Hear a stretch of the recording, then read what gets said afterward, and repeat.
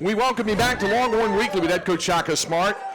Our special guest here might have been able to shoot the ball as well as Andrew Jones did, but Andrew's on a roll of late. We heard him hit that big three that pushed the Texas lead back out to 8. I want to let you introduce our very special guest, Shaka. Absolutely. Well, we're excited to have Jimmy here, Jimmy Blacklock, who is a Texas legend, was a phenomenal player here, first African-American player ever to start for the Longhorns, first African-American letter winner. Just did some terrific things during his time here, and then after leaving UT, joined the Harlem Globetrotters, and has had just a wonderful career with the Globetrotters, first as a player for many, many years. Jimmy can talk about all the countries that he's been to and all the people that he's impacted, and then as a coach as well. So Jimmy's actually being honored by the Globetrotters tomorrow, and we're excited about introducing him to the guy. He's already met most of our guys, but introducing him to the whole team today at practice, and great to have you on the show, Jim. Thank you, Shaka. Yeah, nice to be here. Great to have you. And by the way, the Harlem Globetrotters appearing at the Frank Irwin Center, and we're looking forward to that tonight and tomorrow night. So, Jimmy, how does it seem like it was so long ago and far away that you were suiting up as a Texas Longhorn? Only when I entered the city limits today. Everything looked forward. My focus was actually to see the tower, and I couldn't see it. And north, south, east, west coming in. So I know it's there, but that was my compass. We've got to get you over to. We have to get you over to campus there before you do it. For folks who didn't know, Jimmy was a star at Houston Yates, one of the hallmark programs in Texas high school basketball.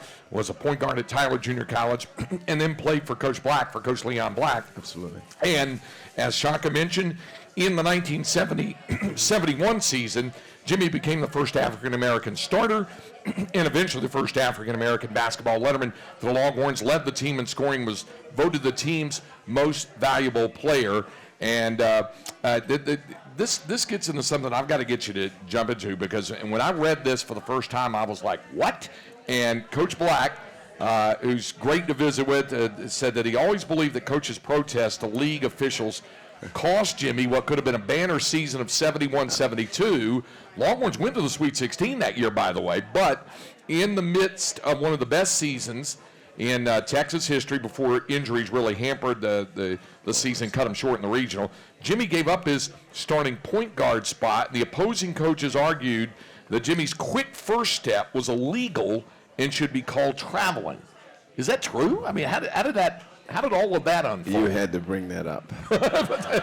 I'm just reading what's on the card. It was amazing. The story I got after the fact, after I left school, was there was a meeting of conferences with coaches and officials. They requested film from the school, and they wanted to review and view my first step and my crossover. And the committee got together and decided that that was traveling and the crossover was carrying. And they said that I would take the ball and pick it up and put it in the other hand and drop it on the floor, which is really tough to see. I mean, how can you see that? I mean, that's obvious you can see it, but obviously they wanted to view it. So they were calling traveling and carrying the whole season, basically. And we were struggling and actually wound up winning the Southwest Conference. But I just said, well, I'm not going to cost the team championship. So a few games I bowed out and allowed Harry Larry to take over that position. So and then the team, like I said, went on and made it to the Sweet 16. We were bringing up being in Ames, Iowa. Hilton Coliseum was brand new back then when you guys played in the Sweet 16. Absolutely. Back in '72. Yeah. Despite that, I get the feeling that you really enjoyed playing for Coach Black and enjoyed your time at Texas. Strong man. I think I came here on his shoulders. There was a lot of adversity about me coming in, and out of all college players in the nation, he chose me. I don't know why. I want to ask him that question when I see him tomorrow night. Something always lingered with me, but I'm glad he chose me, and I'm glad it happened the way it did. Shaka, when you think back to because I know you use a lot of things as teaching points for your guys. What and they're going to get a chance to meet him. But what do you think of the teaching elements and the things that come away from Jimmy's experience at UT? Well, number one, gratitude. Just hearing it in his voice, our guys having a level of appreciation for the people that came before then, starting with Jimmy. Just to go through, the experience like what the one you guys just talked about with the traveling and the carrying. By the way, the crossovers that guys use nowadays, that's a carry. Yeah. But, just to go through that and have to deal with some of the challenges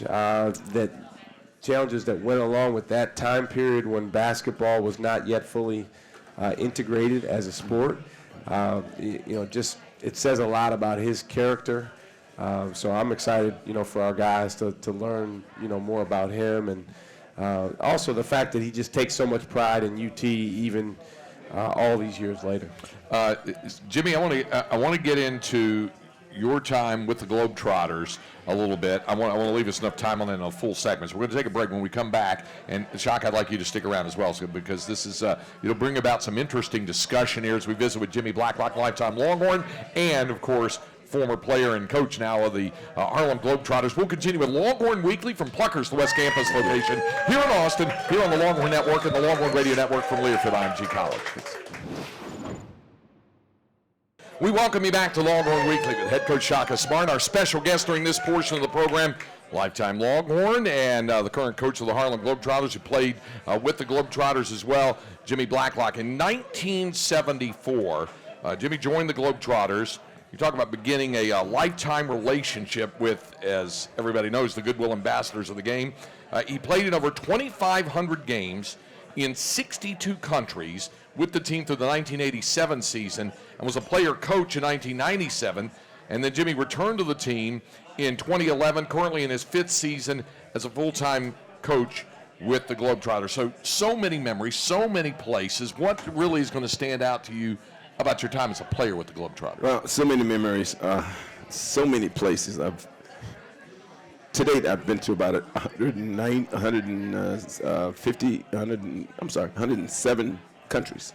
So there are a lot of memories in between and out of this little circle of mine. But it's been just a complete blessing, a journey. And they always talk about the journey. It's not you don't get there quick. You just got to take your time. So the Globetrotters have been in existence for 94. This would be the 95th year.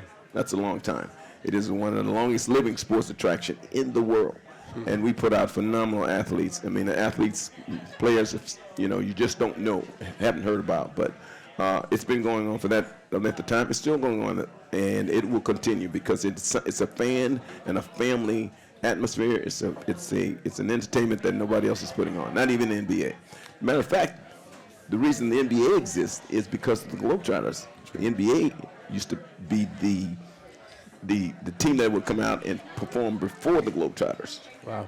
A lot of people don't know that. So the Globetrotters is leading in the sports industry as far as entertainment. Have you found that, and for folks who know, Abe Saperstein founded the Globetrotters back in 1927, and like you said, it performed all over the world. Actually played the world champion Minneapolis Lakers. That's right. And when they had George Mike in there, and then went on and established, and it had already established their own international brand. Have you found that the excitement that kids have today is universal? It's been like that, or fans who go to the games just as it was even when you were playing back in the 70s? Even then and better.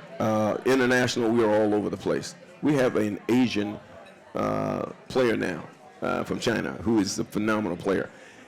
And he's gotten all of what he's learned from the Globetrotters. Everything that he's learned, he's gotten from videos. He's been watching videos for years, young and old players. And he's really good. So basketball is global. It's really global, and we're bigger, just as bigger overseas as we all here in the United States. So the NBA, I've got to give them credit. They took a little bit of what we've done over the years, and they've gone to Europe now and overseas, and they become this global thing now, phenomenon. But we can go in and they can go in at the same time, the same month, and we will draw better. Wow. So it is really, this company has really grown in years. It's been it's hard to put in words how great this organization is. Yeah, and Shaka, I would imagine that all of your guys are well acquainted, even in this day and time, with the history and tradition and everything that the Globetrotters have done. Well, I remember when I was a kid, I got a chance to see the Globetrotters. So this would have been, the 1980s. And wow, I mean, just an introduction to some of the things that you didn't think were possible to do with the basketball.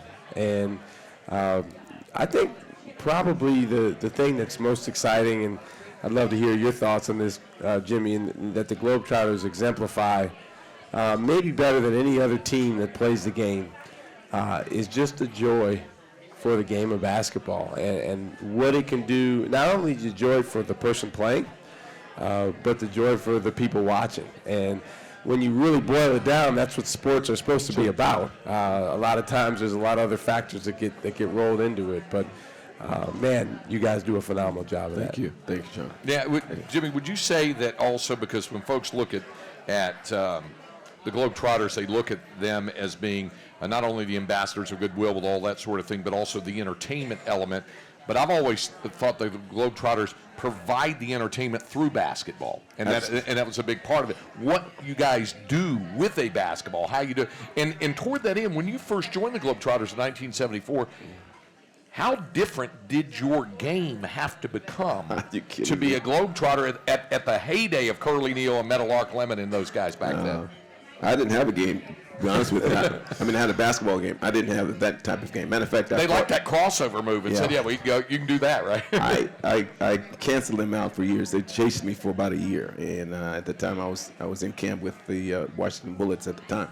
They chased me to Washington. They wanted me to be a part of this, and I had to explain to them, I'm not that kind of a player. I'm just a basketball player. Yeah. So, we see something in you that's a diamond, and we just want to shine it up. And of course, I knew they were selling me cookies, and I had a situation at home. My mother passed away, and I had some younger brothers, younger than me, and they needed the care at the time. And at one point, I was negotiating with the team on a contract, but Globetrotters kept pursuing me, and they said, "Hey, we'll make you a better deal," and they did, and I never looked back. What was the biggest change in your game that had to take place once you? I had to learn Globetrotter-style basketball. That's the tricks, the spinning, and all the natural element that goes with it. Personality. I mean, you got to have that. You got to have some sort of acting skills, which all brothers got acting skills. But you have to be able to learn to throw the bucket of confetti. There you go. It's a school of basketball, but it's a school of learning how to present yourself. And they do we have a great presentation. So during that time, it was a struggle for me in my first 2 or 3 years. Yeah. And it was a process. They said, "Hey, we're giving everybody, give you in 5 years." I had a 5-year contract, give you 5 years. And this is where you should be in 5 years. Well, I was so afraid that I was there in 2 years. I wanted to make sure I had everything down. And as time went on, I progressed to become a player that they would love. They loved having on the team and as a team member, and it's got me to this point. Wow. Well, Craig, I just wanted to say, on the air with Jimmy here, just how much we appreciate you, and just on behalf of the basketball program and all the people that support the program. We tell our guys all the time that they stand on the shoulders of those that came before them. But, the exciting thing is with what you did at UT and then what you did after UT, there's a whole lot of people that stand on your shoulders. And we're really proud of you, and we're grateful for you, and, just great to have you here right now. Appreciate it. Before we let you go, this is a question, and I think it's pretty pertinent for both of you. To address here, and it is for both of you. This question reads, as the first African-American head coach for Texas men's basketball, and for Jimmy as the first African-American basketball player for Texas basketball, what can both of you look back on and reflect on how short or how far Texas and the NCAA has come in what they're doing for the advancement of African-American student athletes and coaches? Wow, great question. Whoever wrote that question, yeah, I'm sure she's gone now. Oops, my bad. There was a young student after we won the Southwest Conference. I was heading back to my dorm, and someone was calling me in the behind. It was chasing me and calling my name as I approached the dorm. And this person ran by me and he said, I didn't know what he was going to do. I thought he was going to fight or something. I don't know. He was just had this look on his face. Yeah. He says, listen, I just want to tell you one thing. He says, I appreciate everything you've done for the school. I thank you so much for coming. And you don't know what impact you make on this school, and you made on this school. And I didn't really comprehend that. It didn't really register. I was just trying to get to my dorm and relax, because after the game, everybody was just having a great time. But after years mind bypass, we started getting a lot of black athletes at the University of Texas, Ford, Duran, and I can name more. I can Johnny Moore and more others that I can name. But and I was so impressed with the fact that everybody thought where I'm from that I might have started this kind of whirlwind of black players coming into the University of Texas. Didn't think nothing about it. Only when they hired you, I might have jumped 50 feet in the air. I mean, I was so excited to see them advance that far. And that it hasn't been a long time. It's been a really short time. Just kind of look at it. It hasn't been a long time. But the NCAA has done a great job. I think college coaches now are numbering now in color, which is good, I think, because if we're going to bring in every player and all players, every coach and all coaches should be involved. You know, it doesn't matter who you are and what you are. It's just what you bring to the table. That should be the only criteria. And if you're just good in black and good in white or good in Spanish and good in whatever, you should be able to coach a team. If you can take a female and allow her to coach a male's team, and a male's team and a male's coach, the female's coach, it should be equal, you know, across the board, which is not, but it should be equal. And I know you've been asked about your role, your place in all of this in the time you've been at Texas. Well, I think the biggest thing is, as we always say, the most important people are the student athletes. And just listening to Jimmy's story when he was a young guy coming here, I think of our guys. And the most important part of your role as a coach, regardless of what race you are, is to be a mentor and to help these guys become something that they maybe wouldn't have been able to become on their own. And you know, that's what Jimmy's done with the guys that he's coached. That's what Coach Black did, you know, and we're so fortunate to still have him sometime come to games and stop by practice. So I'm grateful for that opportunity.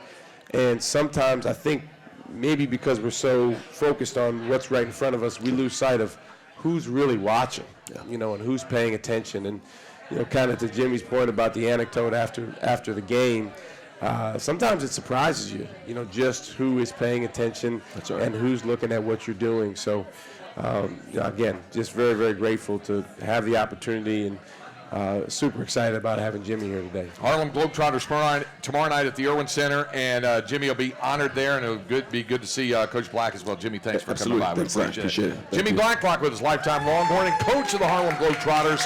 We'll have more coming up on Longhorn Weekly. Continues in a moment.